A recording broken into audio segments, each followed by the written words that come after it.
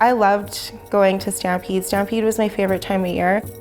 It's not just a 10-day thing, it's a family thing, and you hear often that people pass it down from generation to generation. Even though I've been dancing fancy shawl and jingle since I was a kid, it was the rodeo part that brought me to Stampede.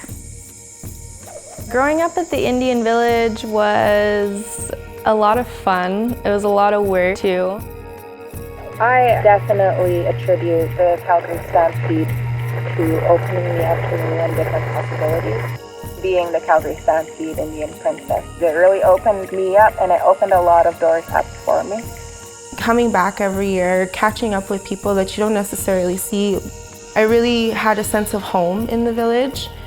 It's always been important, and there's a picture of our family's teepee, the buffalo hoof design, and it's at one of the first camps at the Stampede, so we've been here since 1912. Back then it was about a 3-day trip, and they were coming on horses with their travois and wagons, and you know, they had all their stuff with them, all their beadwork and all their outfits. It's hard work, you know, having this responsibility as a teepee holder. We're trying to bring forward that legacy that our ancestors left before us.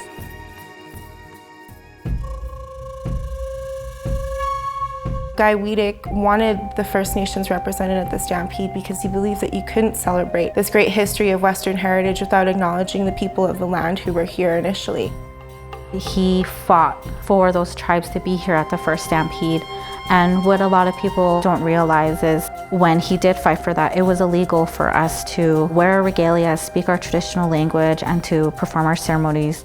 And we're 5 totally different tribes. So for getting us all together just to celebrate who we were meant a lot.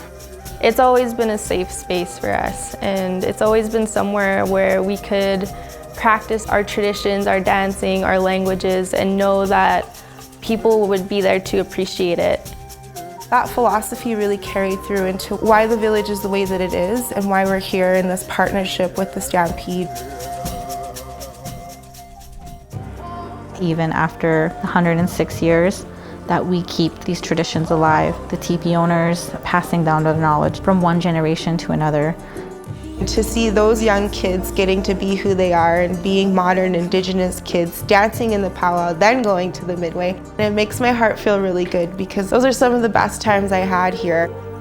I've learned a lot about myself, and I'm still continuing to learn a lot about my own culture just from my experiences.